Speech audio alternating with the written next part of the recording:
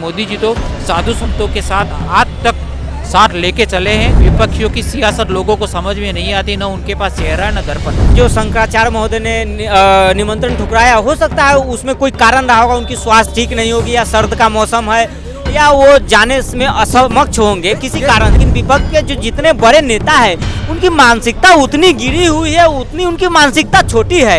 ये दर्शाता है कि ये शुरू से ही सनातन के विरोधी रहे हैं। जिस तरह से विपक्ष के नेता ये कर रहे हैं, प्रभु श्री राम मांसाहारी थे, प्रभु श्री राम काल्पनिक थे, राम जी का कोई अस्तित्व नहीं है, अयोध्या का कोई अस्तित्व नहीं है, ये कहना क्या चाहते हैं?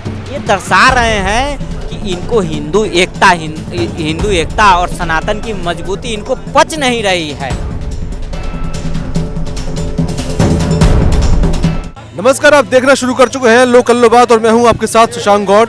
आज हम बात करेंगे दिग्विजय सिंह के एक ट्वीट की, जिसमें उन्होंने ऐसा कहा है जो कि एक विवाद का कारण बन गया है। वो ये कि उन्होंने एक ट्वीट किया है और कहा है कि 4 शंकराचार्य, जो कि बड़ी पदवी होती है हिंदू धर्म की, वो इस धार्मिक जो कार्यक्रम हो रहा है रामलला जन्मभूमि के जो है रामलला की जो है प्राण प्रतिष्ठा समारोह का हो रहा है, उसमें वो लोग नहीं आएंगे, वो शंकराचार्य नहीं आएंगे। तो कहीं ना कहीं एक बड़ा सवाल ये उठता है कि आखिर दिग्विजय सिंह क्या इशारा करना चाहते हैं। वो ये कहना भी चाहते हैं कि कहीं ना कहीं बीजेपी ने इस पूरे मुद्दे को हाईजैक कर लिया है और वो जो धर्म से जुड़े लोग हैं उनको ना बुलाकर जो है खुद आरएसएस, वीएचपी, ये सब लोग मिलकर जो है राम मंदिर का प्राण प्रतिष्ठा समारोह करा रहे हैं। इसमें कितनी सच्चाई है हम लोगों से ही जानेंगे। इस वक्त हम खड़े हैं कनॉट प्लेस पर और वहाँ पर जो है कई सारे लोगों के बीच में हम ये जानने की कोशिश करेंगे कि वो लोग क्या सोचते हैं। जो धर्म गुरु नहीं आ रहे हैं, जो शंकराचार्य नहीं आ रहे हैं, उनको लेकर जो है क्या उनकी राय है, क्या बीजेपी ने इस पूरे मुद्दे को हाईजैक कर लिया है।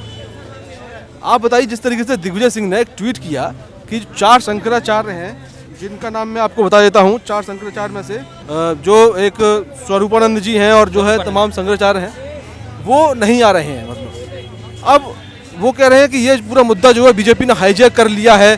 क्या कहेंगे, बीजेपी ने हाईजैक कर लिया है राम मंदिर के मुद्दे को? बीजेपी तो आज तक कोई हिंदू संगठन को हाईजैक किया ही नहीं। आप बीजेपी का इतिहास देख के राज्य के इतिहास देखो, आरएसएस, वीएचपी, बजरंग दल, जितने हिंदू सनातनी दल है उनको साथ रखने का ही काम किया है।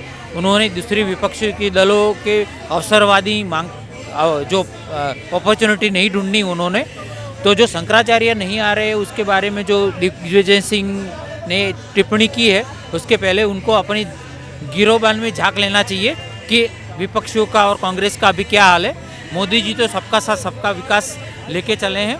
वो हिंदू संगठन हो, भारतीय संस्कृति हो, भारतीय विचारधारा हो, हिंदुस्तान की जनता हो, या सकारात्मक दृष्टिकोण से पूरा देश के विकास की तरफ ले जाएगा। तो शंकराचार्य का आना ना आना निजी मसला हो सकता है, लेकिन शंकराचार्य ऐसे बयानबाजी से नहीं आएगा, ऐसे भी हम व्यक्तिगत नहीं मानते। वो आएंगे क्योंकि शंकराचार्य की 4 शंकराचार्य की पदवी है।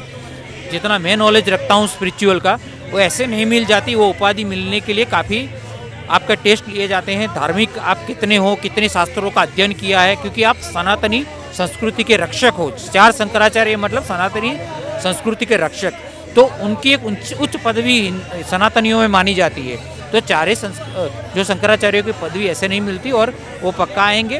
हो सकता है ये अफवाह भी हो, रूमर्स हो भी हो विपक्षी तरफ से। बाकी मोदी जी तो साधु संतों के साथ आज तक साथ लेके चले हैं। जितने ही हिंदू संगठन हैं, वीएचपी, आरएसएस, बजरंग दल, जितने भी हुए, हिंदू वाहिनी सेना, योगी जी का ले लो, कोई भी, तो सबको साथ सबका विकास हिंदू संगठनों ने किया है साथ।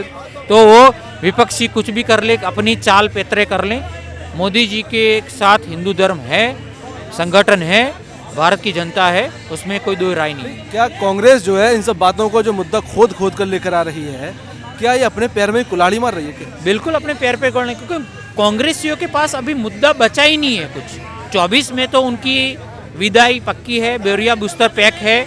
और विपक्षियों के लिए तो मैं वही कहना चाहता हूँ, विपक्षियों की सियासत लोगों को समझ में नहीं आती, न उनके पास चेहरा है न दर्पण। विपक्षियों को तो अभी एक 24 में एक गाना ट्रेंडिंग में आने वाला है लोकसभा में, ये गलियां ये चौबारा, यहाँ आना ना दोबारा। तो 24 के बाद तो जनता भी बोलेगी यहाँ आना ना दोबारा, वो आएंगे क्यों? और एक दूसरा भी गाना ट्रेंडिंग में आने वाला है, मतलब कि ये जनता, ये वोट बैंक हमारे काम की नहीं, वोट नहीं देंगे तो काम की नहीं, ऐसे यूजलेस मानेंगे।